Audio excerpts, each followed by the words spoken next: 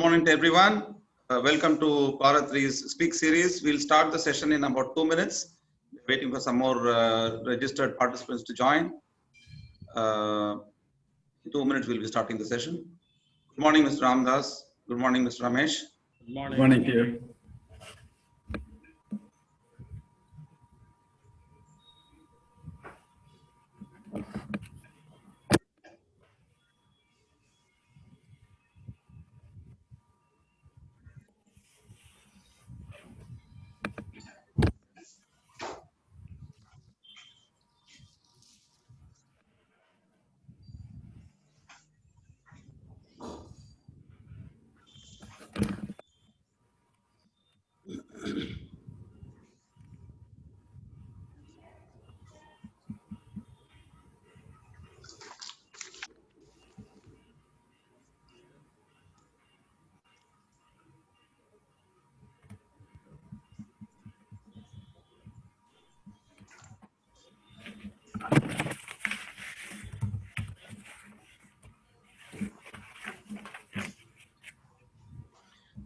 Very good morning to everybody. Welcome to Bharat 3's Speak series of webinars. I welcome all the participants for this excellent knowledge sharing session. We'll be starting the session now. The context of today's webinar is corporate India has been going through various challenges in the business. Of course, the environment has been changing. All of us are aware of how COVID shutdown has impacted business organizations for the past several months world over. There's nobody on the planet who's not been impacted. When it comes to corporates, they have different risk exposures in how they run the business, and that risk exposure being there, ultimate fallback for a business person or a entrepreneur is their well-defined insurance program. In spite of having focused on the insurance program and carefully designing the cover, there could be surprises and roadblocks for the corporates. Today we'll be discussing 3 case studies as to how corporates faced surprises in their claims. These cases are real cases which our experts will be sharing with you today. And the backdrop of this is the insurance being against fortuitous, unexpected events, and with as much preparation on the ground, providing risk mitigations, and by choosing the relevant insurance covers, what kind of surprises a business owner or an entrepreneur or an ongoing entity will be facing is what we'll be discussing. I'm very happy to present to you our experts today. Mr. M. Ramdas, former CMD of Oriental Insurance and New India Assurance, veteran in the insurance industry and currently advisor to Shriram Group and on the insurance business and also to Bharat 3. He's got a vast experience, including international experience from the London market. Ramdas will be sharing with you a case and certain insights into what kind of impact the claim process had because of the surprise. We also have Mr. S. Ramesh, electrical engineer with more than 40 years experience.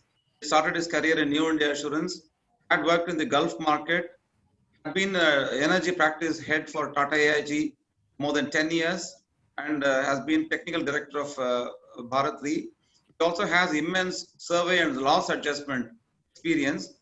He'll also share with us certain insights into what would be the perspective of how a surveyor or loss adjuster would have seen this claim and why this kind of challenge has come. I'm Arunachalam. I started my career with New India Assurance as a direct recruit officer with 7 years further experience in IFCO Tokyo. And for the last 13 years with the Shriram Group and Bharat 3. I'll be presenting a case as to what was my experience handling surprise turn or a twist in the insurance claim.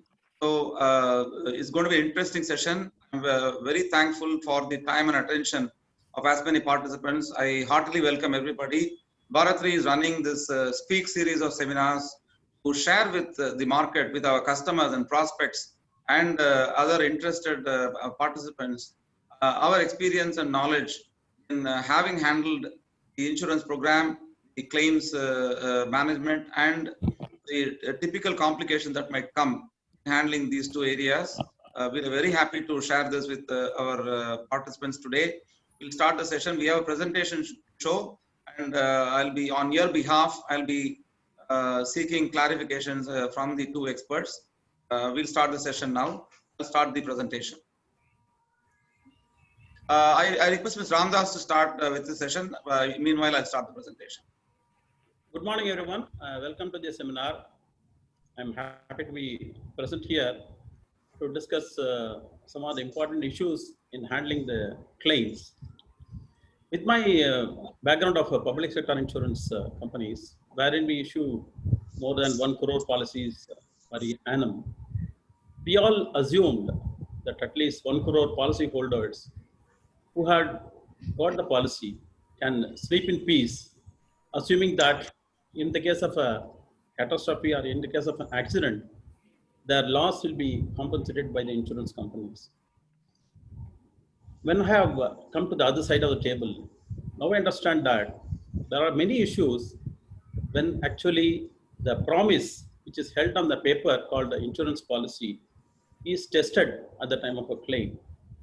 There are many cases when the insureds face a lot of difficulties in not only getting the time in claim in time, but also not adequately compensated.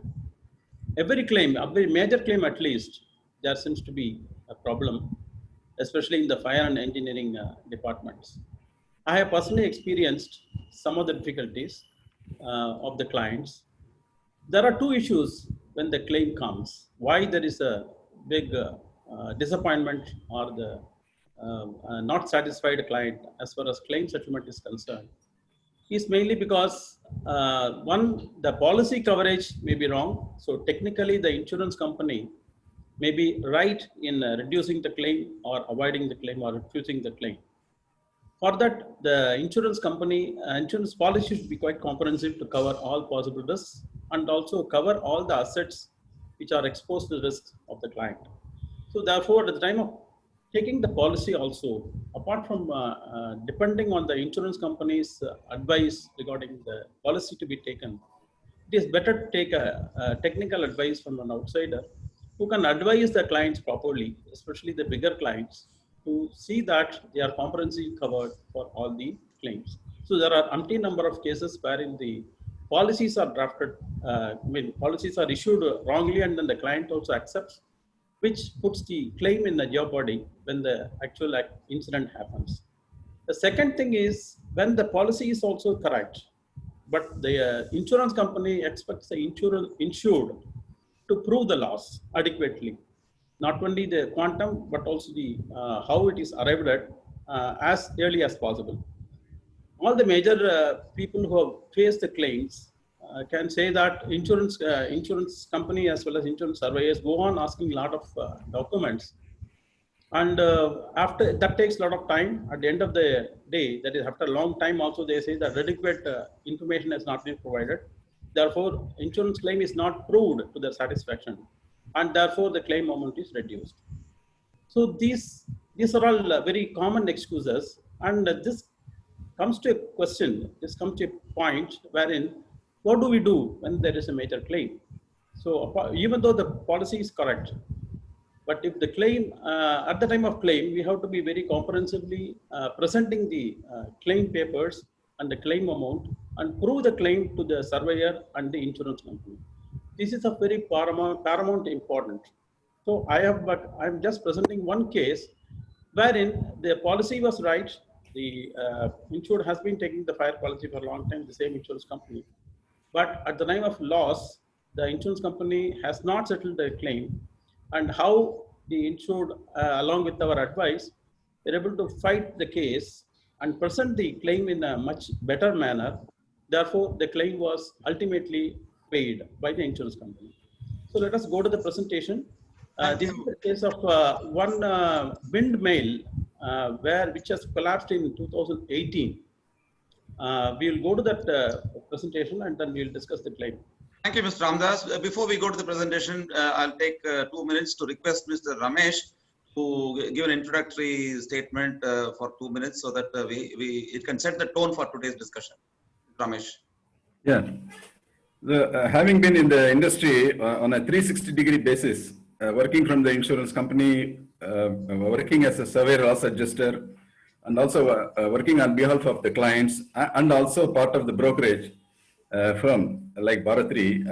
I have come across a lot of instances where there are some misconceptions on the role and responsibility of various stakeholders in the whole game of insurance. Now, coming to the claim settlement process itself, one of the major links is the surveyor and loss adjuster, and who is not present at the time of contracting an insurance policy. So he comes in from nowhere only when there is a claim lodged on the insurance company. So what is the role and responsibility of a surveyor? How does a surveyor is supposed to bring about let us say a conducive settlement between the two contracting parties? And what are the roles and responsibilities and the code of conduct, and all these things we can discuss during the course of this presentation. Thank you, Mr. Ramesh. Now we'll go to the presentation. I'm sharing the presentation.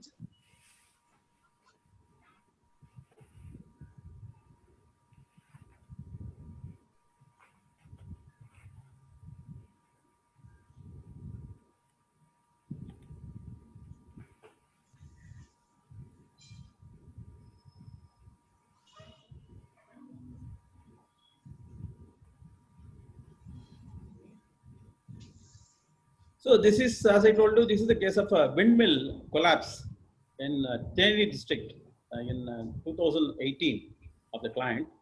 A huge windmill, it has totally fallen down and becomes a total loss. You know, the sum insured of the windmill was around 12 crores or so, and became a total loss. So this is a picture of the windmill which has collapsed. It's an actual picture, actual loss. One or two pictures are there. Next one is also the entire tower has collapsed, and therefore total loss. Now we come to the question how it falls. The collapse of the windmill is because the failure of the control panel of the blades. See, as you know that the windmill, the blades rotate, and then from the wind they generate the electricity which is passed on to the grid. The blades are controlled by the control panel on the top of the tower behind the blades. And the control panel is powered by the power connection from the grid, that is a regular TNEB connection. And also they have a battery bank behind the, in the control panel. In case the power failure is there, the power from the battery bank will immediately switch on within few seconds. So therefore, there is virtually uninterrupted power supply to the power control panel. And this has been, the windmill has been functioning for about 70, 80 years without any problem, and duly maintained properly. Absolutely, there's no maintenance issues as such. But one day, on the fateful day, the power grid failed. It has failed many times, and wherein the power from the battery has been, backup battery has been picking up the power, and control panel has been controlling. But in this particular day, the grid power failed, and also the battery bank also failed, which resulted in the uncontrolled rotation of the blades. So blades, once they rotate without any control, with great speed, that results in the collapse of the entire tower, and then therefore the entire windmill is a total loss. Then the surveyor comes. He comes and surveys, goes through all the details. He checks the control panel, and then he has been given complete log books. Everything is there, and then he is told that there is a lack of power supply from the battery bank, which has caused the control panel to break down, and therefore the control panel failed, which failed to control the blades rotation, which resulted in the collapse of the tower. Therefore, he said that battery bank did not supply the power because there is a breakdown in the battery. And breakdown is a mechanical breakdown. Therefore, the insured has been taking only the fire policy. Therefore, this breakdown is not covered. That was the conclusion of the surveyor. But he did not get any technical examination of the battery done. He assumed, because he says, I am a very seasoned surveyor, I know that this could be only a breakdown. There cannot be any fire in the battery. and therefore he did not even think of assuming that fire could be a cause for this collapse. And when the battery, when the tower fell down, there are some fire escaped, burnt some of the cables down in the ground control panel. He allowed those claims. So as against a claim of around 8-9 crores, he passed something like 50-70 lakhs or so about the cable cost which is burnt in the ground. And he concluded, and insurance company also simply transferred the claim amount. The unfortunate thing was there was no discussion between the insured and the surveyor also. Then we took up the matter to prove that whether there is a possibility of a fire loss rising out of this. Then we had the batteries examined by the battery expert, who said that yes, the battery banks have ruptured and there is a explosion which has caused the rupturing of the battery bank and the outside shell. And probably because of the leaked hydrogen from the batteries, yeah, a spark might have caused this explosion, and that has resulted in the entire rupture and all.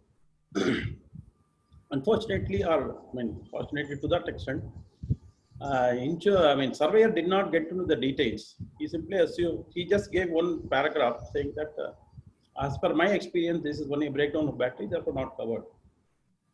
We took the extra pains of examining the battery and also establishing that even though there is no soot mark or anything, this is a hydrogen explosion which doesn't create a flame or soot mark, and therefore you cannot rule out the fire aspect.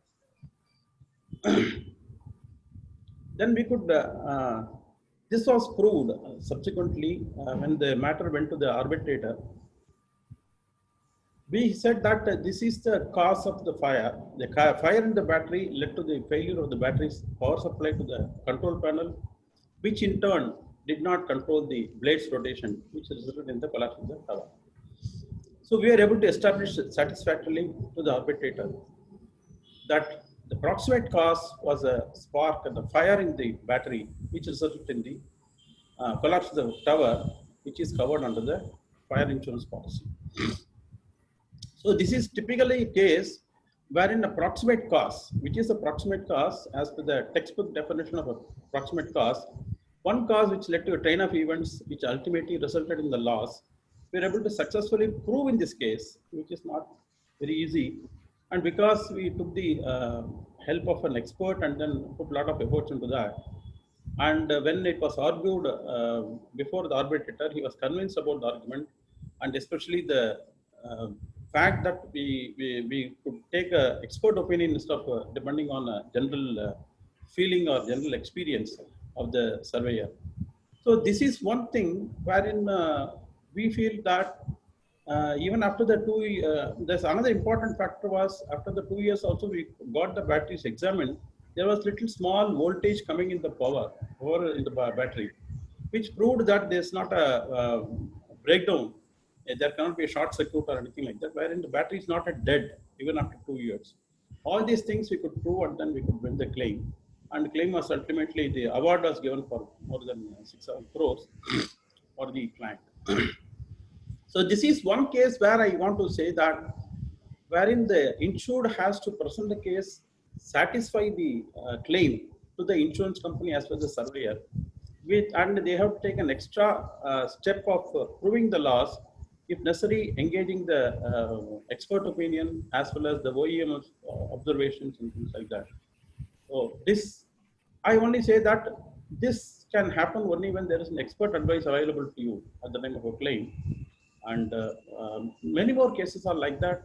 And this is one thing which is an eye-opener, at least in future. People should be very careful when handling the claim, especially bigger claims, to prove the cause of the loss as well as the quantum of the loss. I hope a technical advice of insurance broker or a claim consultant will be of great help. Unfortunately, which has to happen normally by insurance company, it's not happening now. And insured is better served if there is an expert opinion available to him at the time of a claim. Thank you. Thank you, Ms. Ramdas. Very, very interesting case. Totally unexpected for the customer. It can take a turn like this, and definitely the involvement of advisors and insurance brokers could have helped. But I have a very important question to ask. A lot of corporates in India totally trust their insurer. Some of them have been with the insurer for decades. Even I know corporates who have been with the same insurer for 5 decades. They would say that we have never changed our lawyer ever over generations. We don't change our chartered accountant. We don't change our doctors. Likewise, we don't change our insurer. That's the kind of total trust a customer would have, especially a corporate would have on their insurer. Now, did that relationship or trust come into play? Would it? Why it didn't come into play in this case? A technical problem like this completely override relationship from the perspective of an insurance advisor to large insurance companies, having led insurance companies. What's your viewpoint, sir? Why did relationship didn't come to the fore? Yeah, it's a good question. I know that even in New India, we used to respect the clients, and there are good old days wherein just because the relationship, people used to get the claim settled, even on ex gratia basis, if there is a primary coverage is not in the company in the policy. But of late, I think what's happening is people are more going by the technical wording, and then unless it is legally correct to pay the claim, and PSU employees as well as officers are wary of taking a judgmental decision about based on relationship and things like that. So therefore, it is more, it is invariably, whether it is a private company or public sector company, it is purely based on legality of the policy. If they are legally liable to pay, they will pay. That is, even private companies are taking it. PSU companies have to necessarily take that view, mainly because of this vigilance and other issues, wherein nobody wants to take extra mile to decide based on personal relationship. I don't think it is happening. I don't think it will happen also. I mean, I feel even my international experience, there are many, very few cases where based on relationship is settled. Mostly people stick to the wordings of the policy. And therefore, it is paramount important to have a very correctly worded policy and very comprehensively covered policy. I have a question to Mr. Ramesh. From the technical point of view, you spent decades and decades looking at insurance events from the technical side. There are stakeholders in every insurance transaction. As long as it's a business insurance placement, it's just the insurance companies, the insurance broker, and the customer. But when it comes to a claim, there is a new stakeholder, a new actor in the whole scene, which is the insurance surveyor. My question to you, sir, this particular claim hinged upon proving that the loss was not just a fire, not just a breakdown, it was due to a fire. It was possible to establish this because of an involvement of an expert who is an expert in the business of batteries, the operation of batteries, how batteries might catch fire. So the involvement of an expert was necessary in this case to get the claim admitted. Now, can the insured expect that this could have been the job of a surveyor? A surveyor is tagged as an independent surveyor. It is expected he plays a neutral role. Was it the job of a surveyor to get a subject matter expert? In this case, it's a battery. Maybe in another case, it may be a chemical in which the chemical reaction should have been investigated. Is it incumbent upon an insurance surveyor and loss adjuster to have brought in this expert? Why did it have to be the insured or the insurance broker to do this? Yeah, it's a very, very, very pertinent question in today's scenario. As you know, with a lot of changes in the Insurance Act and insurance scene itself in India, so there are certain important roles and responsibilities cast upon various stakeholders in the whole insurance program or insurance business itself. And the surveyor and the loss adjusters are many of them, who are licensed by all of them are licensed by the regulator based on their own competence and their eligibility criteria and a variety of things. And based on that, the surveyors and losses are expected to follow certain guidelines and certain responsibilities and what we call this code of conduct, which are prescribed under the Act. So for instance, these things are enshrined very well in, if you refer to Insurance Act 1938 and further amendments, essentially in sections 42D and section 62, 64 UM and 114A. So these are the sections which deal with the subject of the surveys and loss registers. And coming to the latest legislation of IRDA Act 1999, if you refer to section 14 and section 26, so the role and responsibilities, the code of conduct and the professional duties of a surveyor are very well defined. Now, based on that, it is expected of a loss adjuster to carry out a survey, verification and review of the claim presented by the insured to the best of his ability within the four walls of the contract of insurance, and then interpret in a normal professional way whether what is the nature and extent of damage that has been caused, whether this prima facie comes under the four walls of the policy, and then what to the extent to which the policy should respond in terms of the quantum of the claim. So coming to the onus of proof, as you said in this instant case, it is primarily contractually the responsibility of the policyholder claimant under a variety of sections of the insurance policy, if you refer to that. It says that the policyholder or a claimant can employ a variety of methods and tools to prove his loss.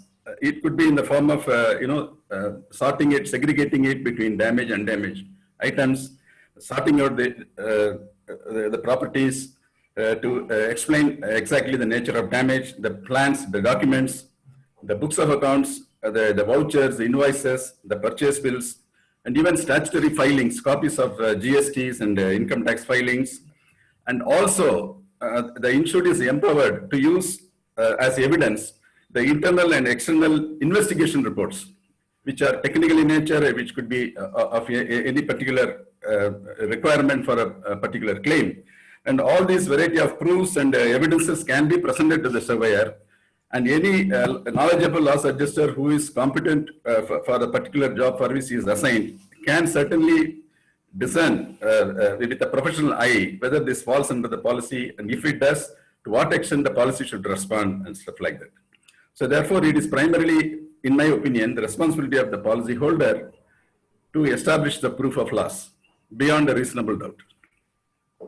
Thank you very much, Mr. Ramesh. It's been a very interesting case that the cause of loss went into challenge, and based on the support given by the insurance broker, the customer was able to establish the cause of loss, and then the claim was able to conclude.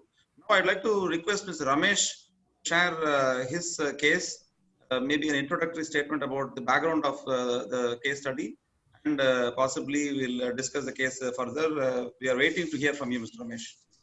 Gentlemen, thanks for the opportunity.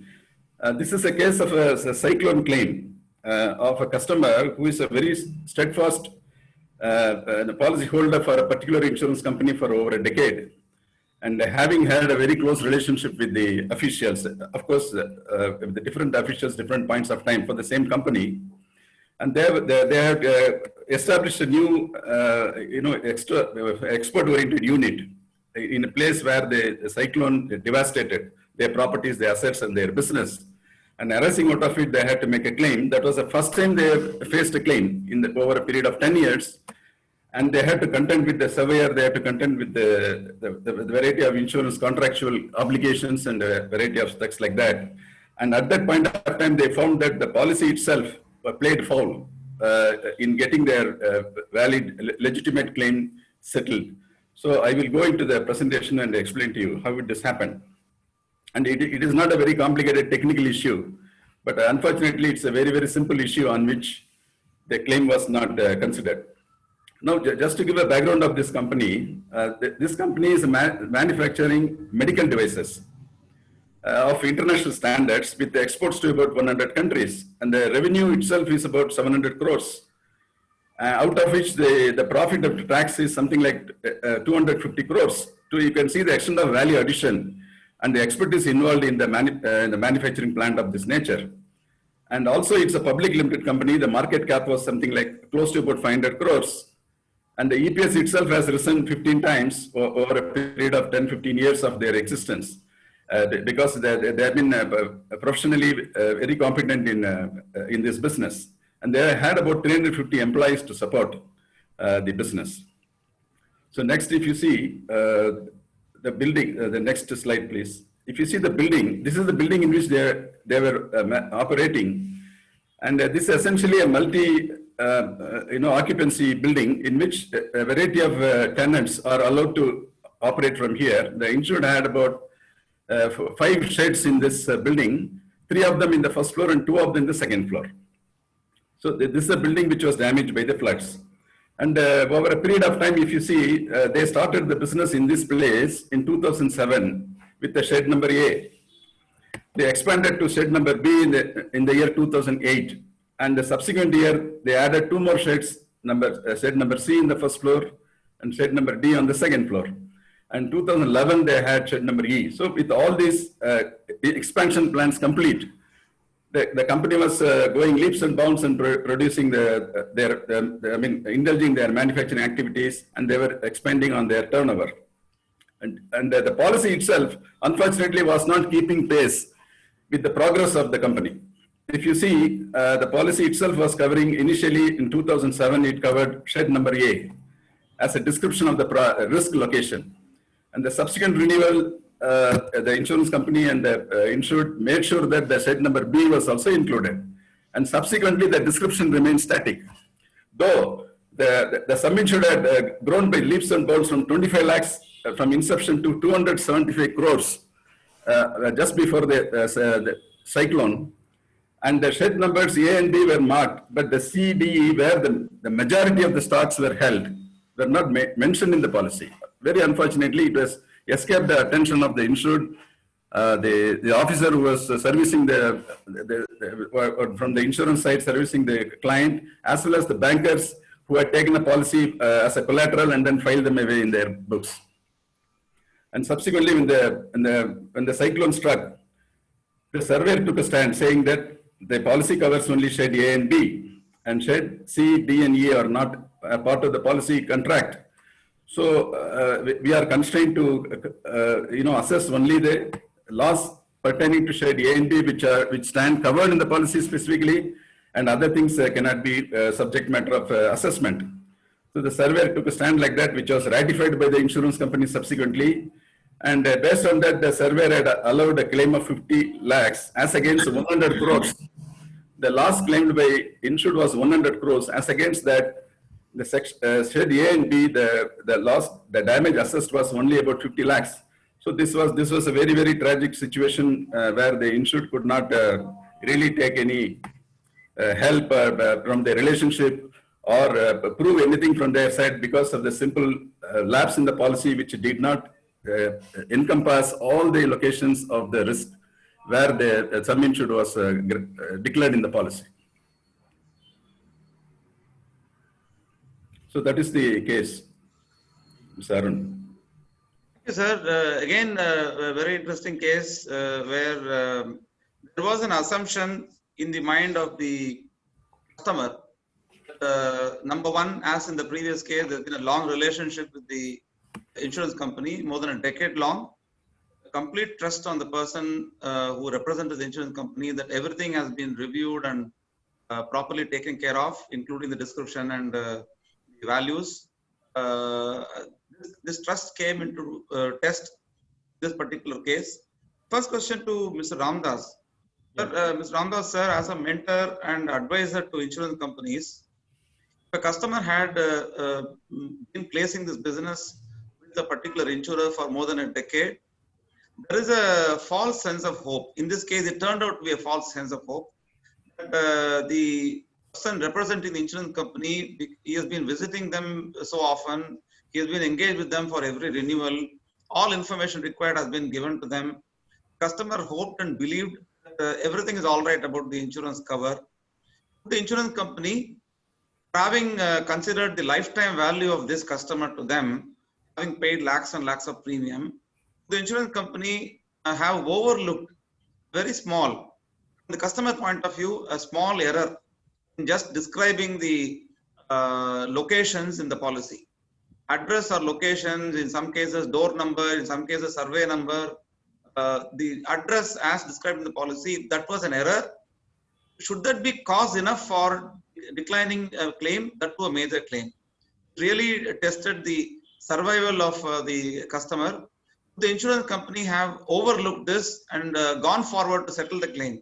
That kind of fairness would have been expected from the customer or anybody who's hearing this story. From the insurance company point of view, what would have been the perspective? See, that's what I say. I mean, this is a normal perception, this is a normal feeling a person has. But unfortunately, as at least in the fire policy is very location-specific policy, and people are very, very clear that unless the location is clearly mentioned in the fire policy, it will not be covered. I understand. I mean, I just note of, in the Q&A also, TVS Motors, from somebody from TVS Motors, Hosur has raised the same problem, saying that if just there is a clerical error in not mentioning the particular address in the policy, why can't the company honor the long relationship and pay the claim and things like that? So as I explained earlier also that at least PSU companies would not be able to go beyond the policy terms and conditions and then go by the relationship to settle the claims. And I have also come across, there are many court judgments as well as the consumer forum cases, wherein if there is a mistake in the address, if the address is not specifically mentioned, even those courts and consumer forums have not upheld the rights of the insured just because they have been insuring that way, they have been insuring for a long time like that. Unless the location is very clearly, specifically mentioned there and without any ambiguity. There are cases where generally understood address is one thing and suddenly some other number comes and then therefore that's also noted by the insurance company as per the surveyor. And they say that this is not what exactly is the specified location as far as this particular risk is concerned. That becomes a disputable point. Then courts and legal forums have held that what is mentioned specifically in the policy is the only thing which is covered. So therefore, to answer your question, that it is extremely difficult to pay a policy, pay a claim where the address is not specifically mentioned in the policy, and even if it is a long relationship and just been there like that for a long time.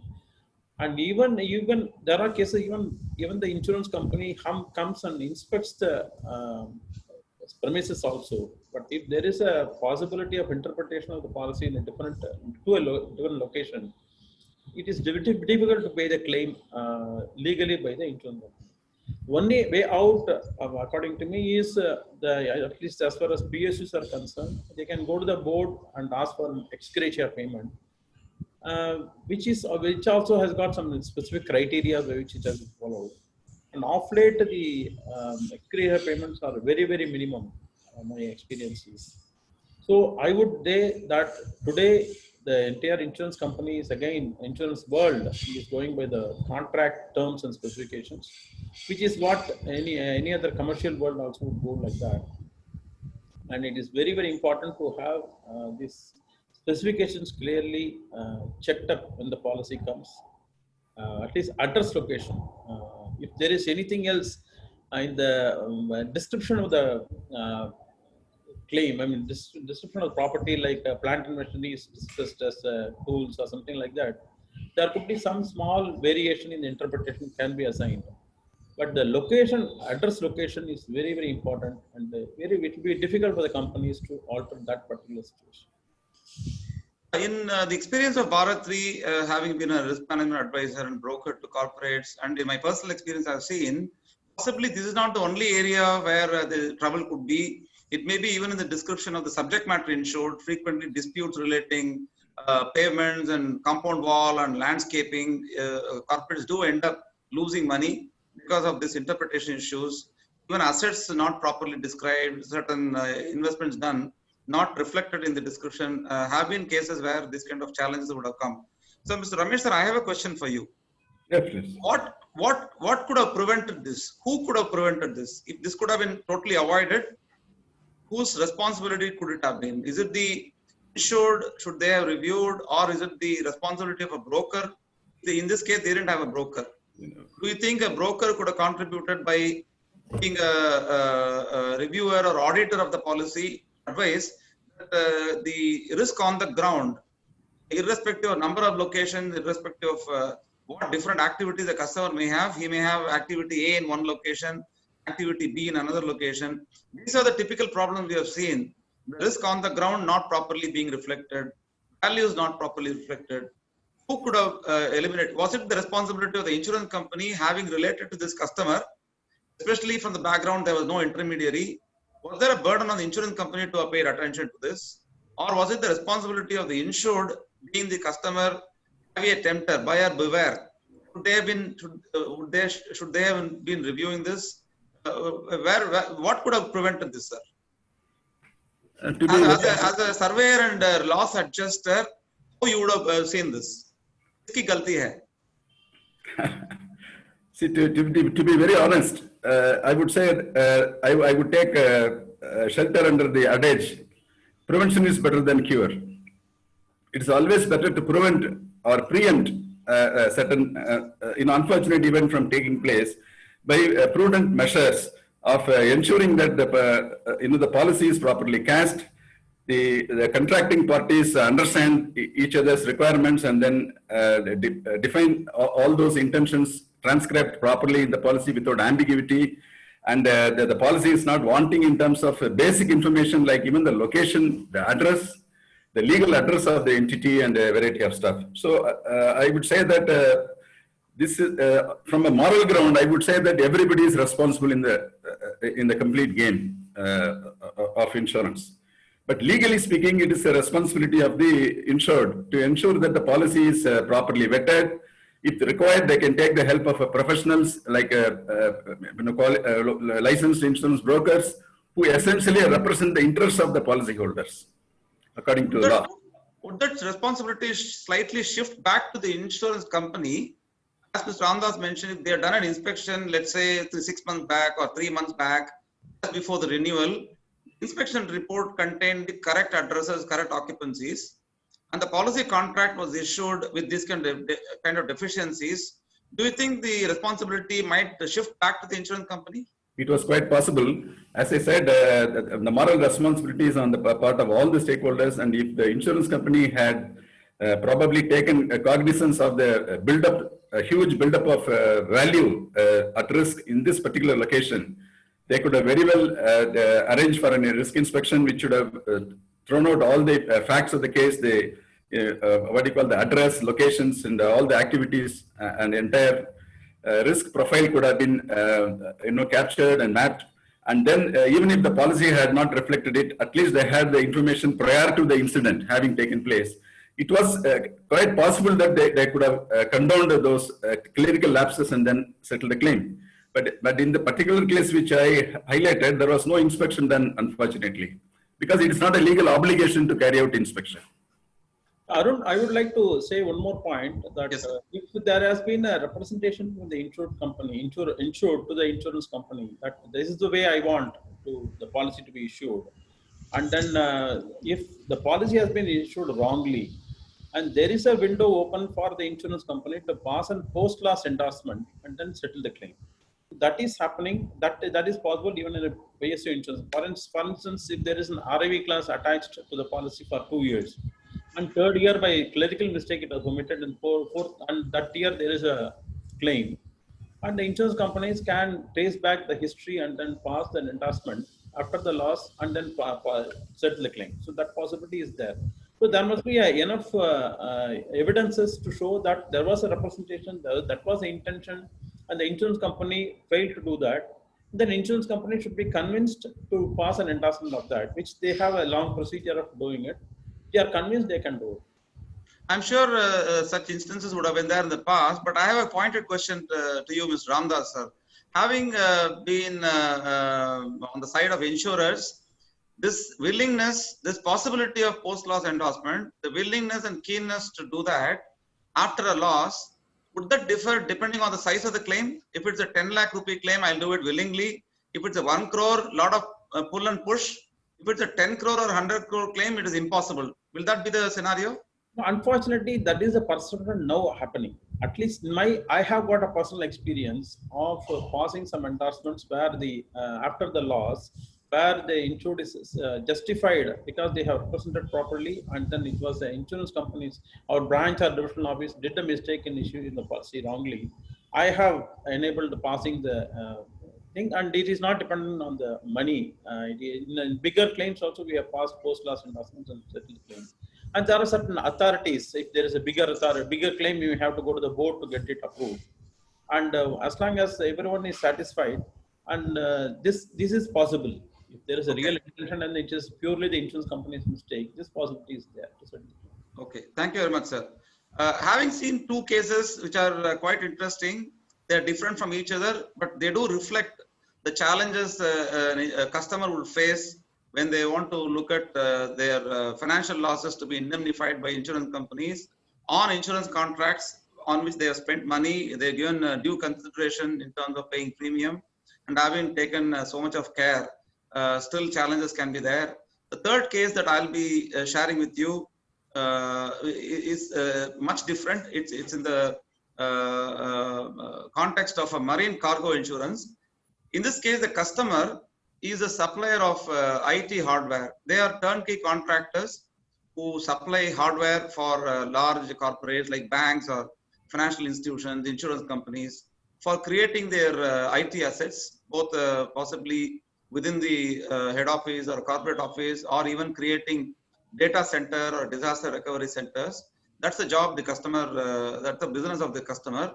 And they import a substantial quantity of their item. They import from global major IT manufacturers, frequently from Southeast Asia. In this case, it was a shipment of servers.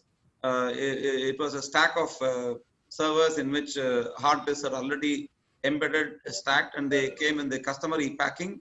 Usually, these kind of items are properly packed based on industry norms and standards. Obviously, the customer engages, customers like them always engage logistics companies who are experienced in handling this kind of consignments, but still accidents do happen, damages do occur. In this case, when the equipment was received at the location where it was to be installed, the sensitivity of this case is the end user is one of the government agencies. So when the system reached and it was opened up for installation, the installation was to be done in the presence of the supplier's engineers. The supplier's engineer and the customer's representative found scratches and dents on the outer casing. Immediately, they informed the relevant authorities. Of course, customer was informed, and the supplier's engineer, when they inspected, they found that this is clearly damage which occurred during the transit or handling. This is possibly accidental. It may happen, maybe a jolt on the container or whatever be the reason, damage had occurred. So the surprise is not about the consignment being damaged. The surprise was about how the independent surveyor and the insurer, how they viewed it. When the surveyor inspected the server at the site, he advised, as any other surveyor would have done it, he advised the supplier's engineer to power it up. That means connect it to the power point and then bring in the power and then switch it on. When that effort was done, the server showed LED indicator lights. That means power was coming, the server was powered on, but it did not boot. Obviously, it's a computer. It's supposed to boot, and then there has to be a boot screen appearing in the monitor. That didn't happen. So there is clearly a malfunction that was identified, and possibly repairs were required. The problem was the surveyor and the insurer were indicating that maybe you change a few components, this could be working. This machine could be working if you repair it, replace certain components. The customer was taken aback. They, of course, looked at the supplier to tell them what they should be doing. The supplier took a position that merely the system powering on does not mean it is going to work. It may, even with minor efforts, it may come up, but we are not able to certify that it will work for the duration of whatever period they are going to give warranty. So they told, if you try repairing it as a supplier, we will not be able to give warranty to this. We can't warranty the performance, let's say for 1 year or 3 years, whatever be the length of warranty the manufacturer or supplier would have given. So they took a stand that if you try repairing it, we are not going to repair it. We are advising you as a supplier, this is repairable, but may not perform the way it should perform. And we are not going to give warranties. The stalemate that came was The insurer and surveyor took a position it is repairable. It will be a repair basis marine cargo claim. The supplier said this is not to be repaired, it should be replaced, and they are not going to give warranty. The insured was stuck. Insured in this case is the IT hardware supplier who was supplying to a state government agency. They were in a fix because their customer will not accept a repaired machine in place of a brand new machine. No customer will accept it. So that's a kind of context this claim had. It was forces pulling at each other. Of course, the insurance company is interested that we want to give true indemnity. What is true indemnity is if an item is to be repaired, we'll repair it and give. Why should we replace the whole thing? In this case, the item was valued at about 1.6 crores. And obviously, the problem was in front of everybody.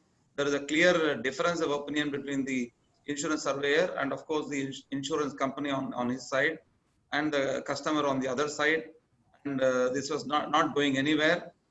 So it was necessary for the broker to come in and then present the case in such a way by giving examples and convincing the claims team that the justification is not there.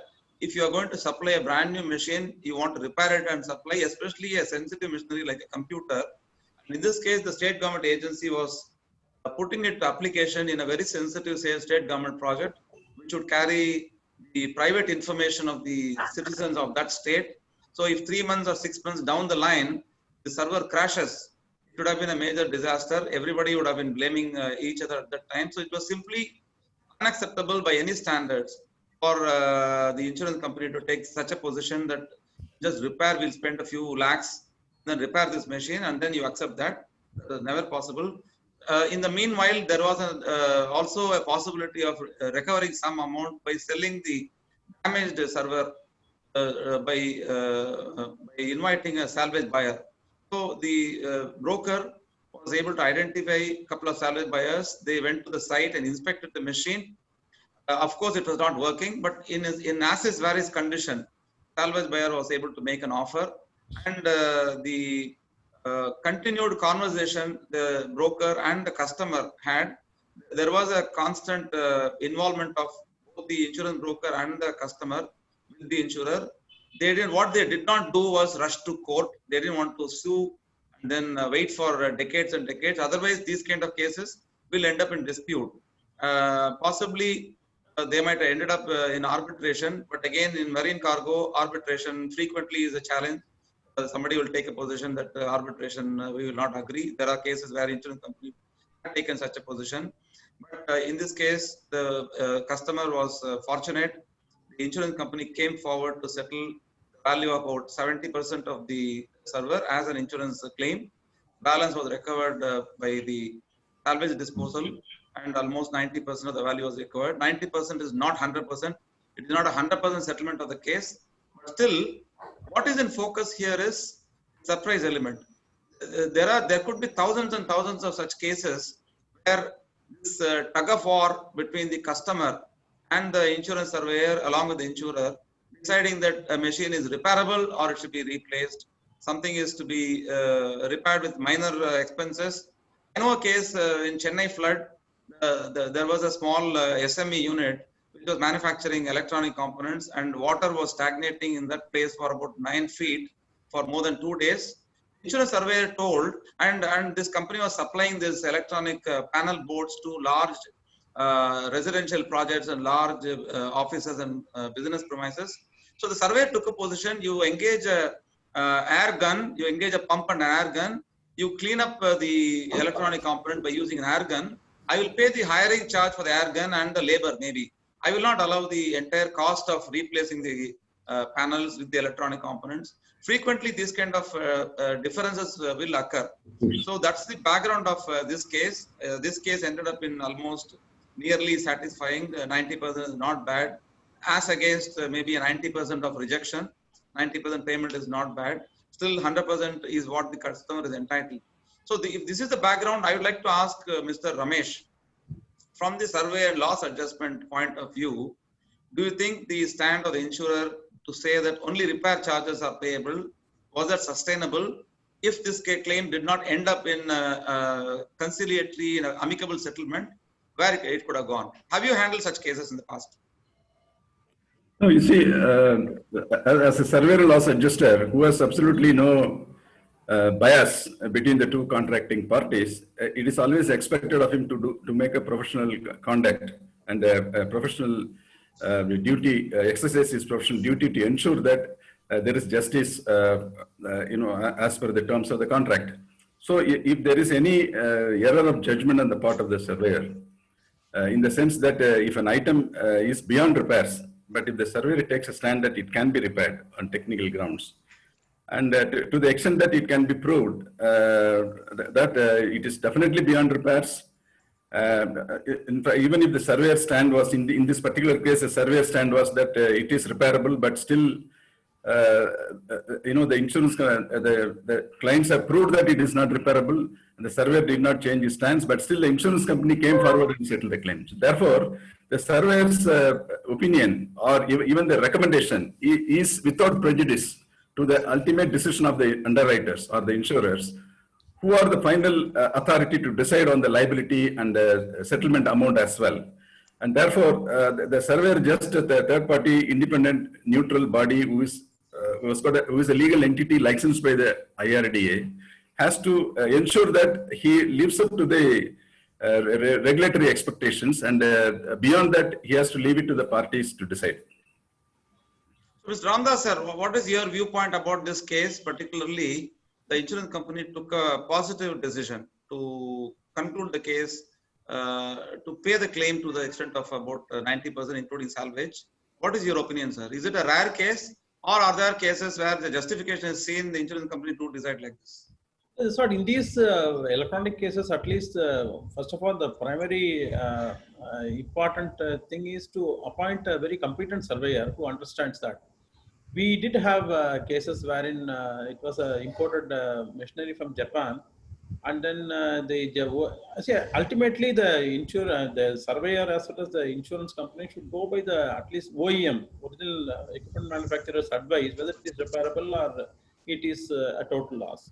There are cases wherein the insurer says and the surveyor, despite getting an OEM opinion that it is not repairable, and it is a very costly equipment of 40-50 crores, he just decides nothing doing. It is my opinion that it can be repaired, and then gets a quotation from a local repair shop. And the insurance company also is forced, when such a situation comes, and then the insurance company is also forced to settle this based on that, and then allow the insured to go to the consumer forum or arbitration. So it is in these cases, it is very essential. At least, I would say that at the time of entering into the policy contract itself, we must be there must be something like an SLA, how the claim will be settled based on OEM opinion, or the repairable and non-repairability should be decided by competent people. It is better to be agreed in advance, especially for major high-value electronic equipments and imported machineries, where there are many cases where even the testing, whether it is possible or not, they say they send back the machinery to the original manufacturer in Japan or Germany.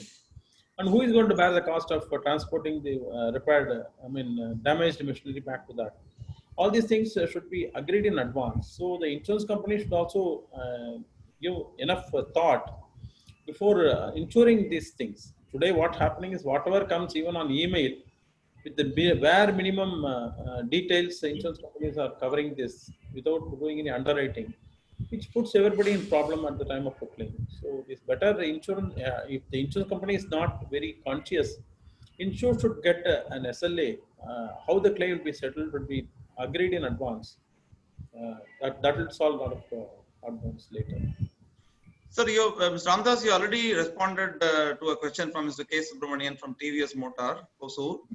One more question is asked, which is relevant to the policy documentation. There's been a clamor for policies to be more transparent, more reflective of the correct information, even to the extent of simplification of policy words.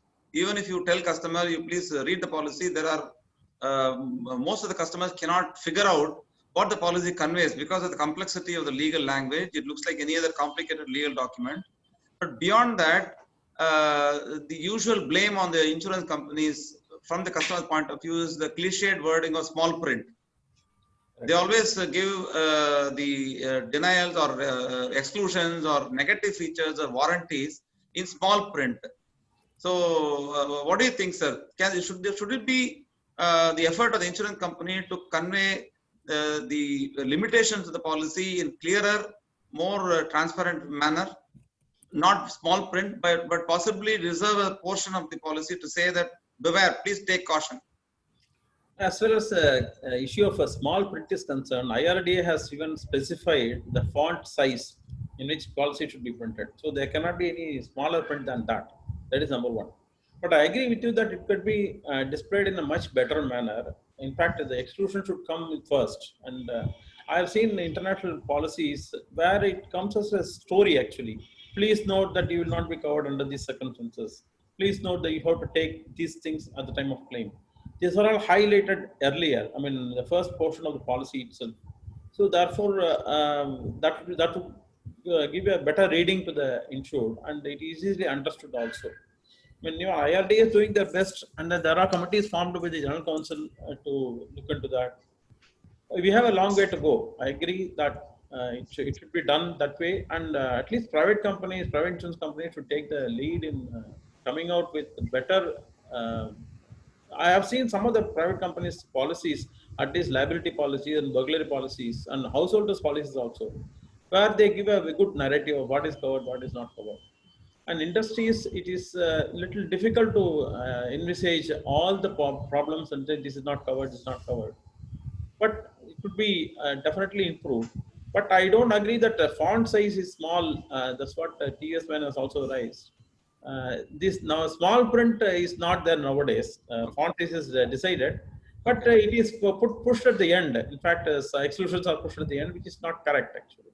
Okay. Thank you so much, sir. We have a question from Mr. Alex Verghese. I think Mr. Ramesh can respond on this. In the case of the client that you had mentioned, where the description of occupancy in various floors, which were taken up over a period of, let's say, 5-6 years, why was the policy showing it as shed A, shed B, shed C, and why not the whole building?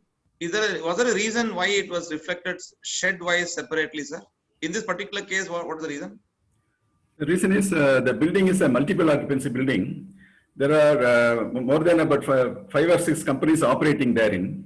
Okay. And the space allocation is according to the nomenclature assigned by the owner of the building. Okay. And in order to identify the respective areas of work areas of various occupants, and therefore they had assigned the number shed number A, B, C, D, essentially for the purpose of identification and for getting the correspondence or post and mails and then the couriers and other things, and also to sort of record on the lease agreement. What is the extent of the area? And when it was, to what extent the what you call the rental agreement binds both the parties and all those agreements between those two parties. So that is the reason the identification was given. And the same thing was transcribed into the policy, where instead of taking the whole 5 sheds occupancy into the policy, unfortunately it was renewed mechanically, and nobody had reviewed the additions over the subsequent years. And then it stayed that way at the time of claim. Okay. That was the problem. Yeah. So the major shift, if I want to recall and then share with the participants, that prior to the year 2000, in the earlier tariff, block-wise description was there. After the tariff was changed from the year 2000, it was one compound, one complex. All the blocks are rated uniformly, and it was sufficient for the customer to mention. Much unlike this case, if it's a factory or one premises where the insured is the owner of the entire premises, there's no need of showing various blocks within the complex separately. You just have to give a N block sum insured for the building separately, for entire plant and machinery without having to give a breakup for plant and machinery separately, and the stocks of all description without giving a breakup if it is within that particular premises. Stocks of all description to be given as just one value. That facility has come. If it's one premises, you just give the address of the location and everything inside the premises is covered without having to give separate sheds or separate blocks within the. Is that right, sir? It's absolutely right. That's the way it should be looked at. Yeah. But unfortunately, in this case, it was taken the other way. Okay. Yeah. So it's been a fascinating story to listen to experts like Mr. Ramdas and Mr. Ramesh to relate to us the surprises corporates faced when they expected a fair and just settlement of their insurance claims. In one case, it was a matter of cause of loss or proximate cause that went to dispute by taking the advice from an insurance broker. They were able to bring in a subject matter expert and then establish to an arbitrator that the cause of loss was admissible within the policy, even a standard fire and special perils policy. And the second case, it was not a very great experience for the customer. A large claim was disputed and rejected because of, you can call it a clerical mistake of not writing the addresses clearly in the policy, not realizing that such a small lapse will end in a 100 crore claim being denied. It's a very unfortunate thing that it happened to the customer. We do not know how many other 1,000 other such cases have been in the market. But this presentation, and the third case where I shared with you a case of a marine cargo claim, when there was a tug of war between the insured and the insurance company to decide whether it's a repair basis claim or a total loss claim. Fortunately, it ended in an amicable settlement between the insurer and the insured. There are many such stories where there is a learning experience, painful learning experience for customers where they didn't get a claim, rewarding or enriching learning experience where it ended up positively for the customer, possibly sometimes with the intervention of a good and well accomplished insurance broker or advisor. Definitely very fair and fair-minded insurance surveyors like you, Mr. Ramesh, been able to see justification or reason the way the facts are presented to the surveyor. All these cases are there. This is the first of 2 sessions of sharing challenges in commercial claims. Down the line, we'll be having another session. Bharat Re is very happy to host these speak series of sessions where we want to transfer this experience and knowledge to our customers and prospects. In the next episode, we'll have 3 more experts. There'll be another colleague who will host the presentation, and 2 more very highly experienced and senior experts from Bharat Re who will be talking to you, sharing more such stories, which will be extraordinarily useful for us to appreciate the outcome of an insurance claim from the backdrop of an insurance policy that the customer would have placed. So I sincerely thank Mr. Ramdas and Mr. Ramesh for having spared more than an hour for this session. Thank you very much, gentlemen. Thank you. And my sincere thanks to all the participants for having spent their valuable morning hour. Definitely, this is a business session, so I'm sure you will feel good that this session is useful to have a new perspective on how insurance claims have to be seen. So thanks to all the participants. Welcome you back for our session 2, in which you'll be meeting 3 more experts to talk to you on these claims. Thank you very much. Have a nice day. Q&A we're replying separately. There are many questions. If there are other questions, we'll be sending a reply to them, sir. For paucity of time, we are closing here. We'll be sending a reply to each of the persons who has asked question. We'll come back, and definitely when they log into the next session, they'll be able to raise these questions. We'll be definitely responding in the next session. Thank you very much, and have a nice day. Thank you. And I request feedback from the participants. You can again write in support@bharatre.in. You can send your feedback, and we'll be very happy to receive an honest response from you. Thank you very much. Thank you.